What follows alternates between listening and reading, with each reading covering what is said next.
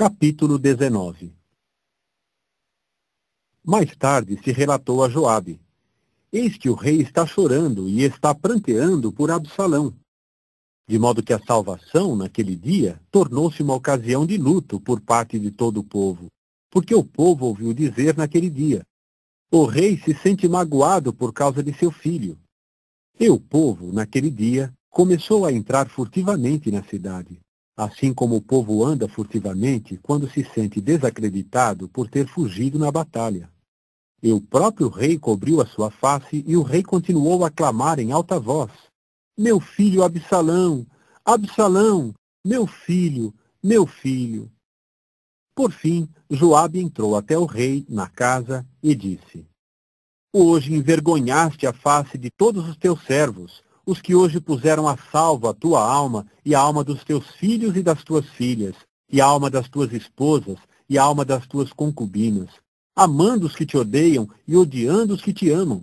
Pois informaste hoje que chefes e servos não significam nada para ti. Porque eu bem sei hoje que se tão somente Absalão estivesse vivo e todos nós estivéssemos hoje mortos, ora, neste caso seria direito aos teus olhos. E agora levanta-te, sai e fala diretamente ao coração dos teus servos, porque juro deveras por Jeová que, se não saíres, nenhum homem pousará esta noite contigo. E isto certamente será para ti pior do que todo o mal que te sobreveio desde a tua mocidade até agora. Por conseguinte, o rei se levantou e se sentou no portão, e informou-se a todo o povo, dizendo: eis que o rei está sentado no portão. E todo o povo começou a vir perante o rei. Quanto a Israel, haviam fugido, cada um para o seu lar. E todo o povo ficou envolvido em disputas, em todas as tribos de Israel, dizendo: foi o rei quem nos livrou da palma dos nossos inimigos, e foi ele quem nos pôs a salvo da palma da mão dos filisteus. E agora fugiu do país diante de Absalão. Quanto a Absalão, a quem ungimos sobre nós, morreu na batalha. Portanto, agora, por que não fazeis nada para trazer o rei de volta? Quanto ao rei Davi, mandou dizer a Zadok e a Abiatar, os sacerdotes, dizendo: falai aos anciãos de Judá, dizendo: por que devíeis tornar-vos os últimos a trazer o rei de volta à sua casa, quando a própria palavra de todo Israel chegou até o rei na sua casa?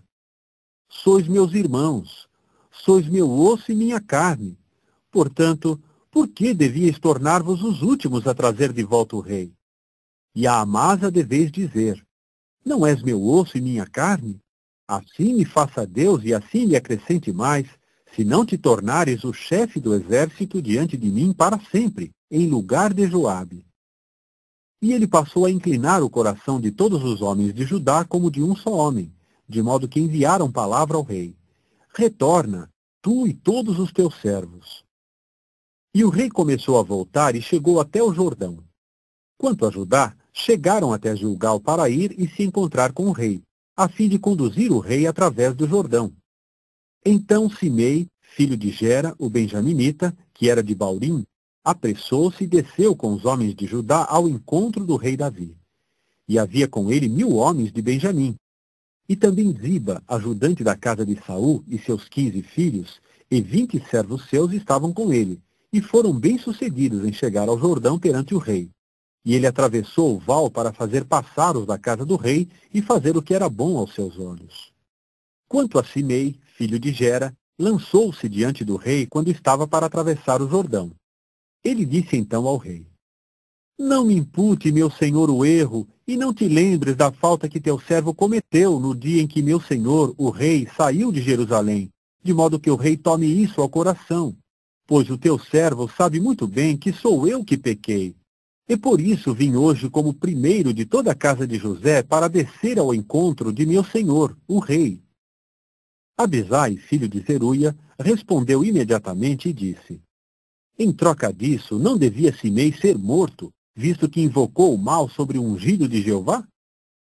Mas Davi disse: que tenho eu convosco, filhos de Zeruia, que hoje vos devíeis tornar meu opositor? Será hoje alguém morto em Israel? Pois não sei muito bem que hoje sou rei sobre Israel? O rei disse então a Simei: não morrerás. E o rei passou a jurar-lhe. Quanto a Mefibosete, neto de Saul, desceu ao encontro do rei. E ele não tinha cuidado dos seus pés, nem tinha cuidado do seu bigode, nem tinha lavado as suas roupas desde o dia em que o rei foi embora até o dia em que veio em paz. E sucedeu que, quando chegou a Jerusalém para se encontrar com o rei, então o rei lhe disse: Por que não foste comigo, Mefibosete?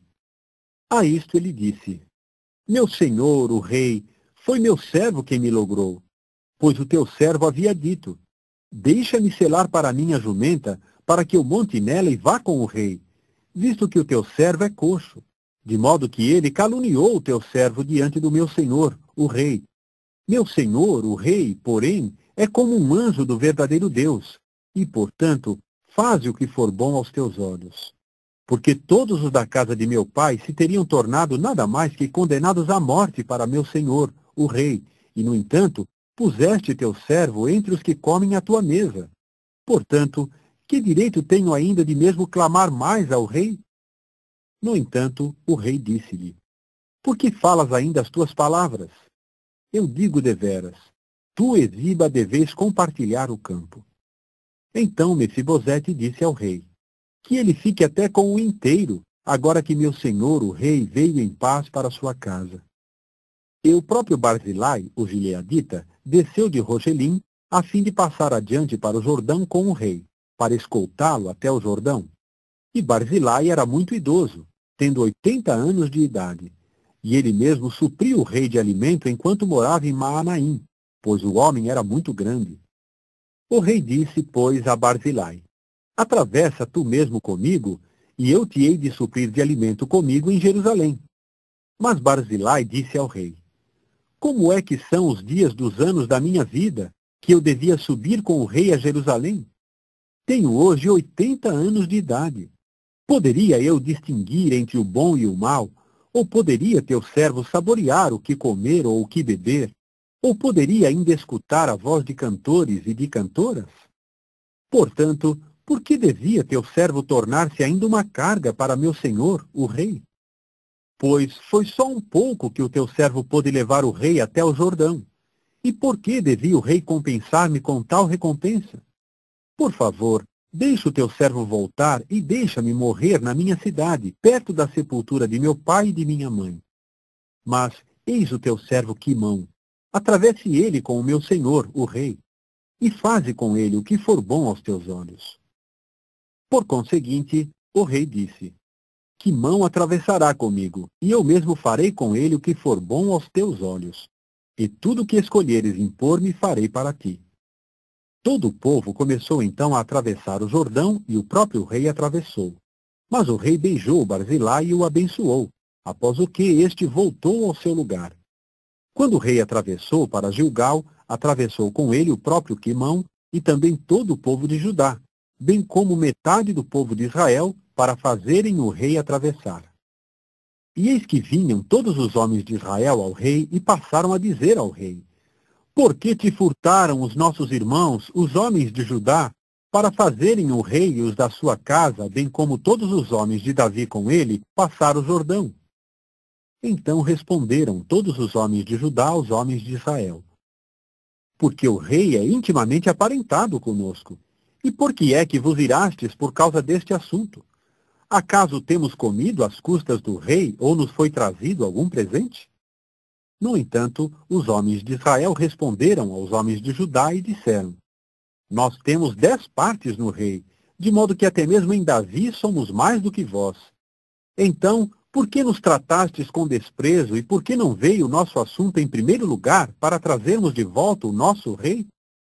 Mas a palavra dos homens de Judá foi mais dura do que a palavra dos homens de Israel.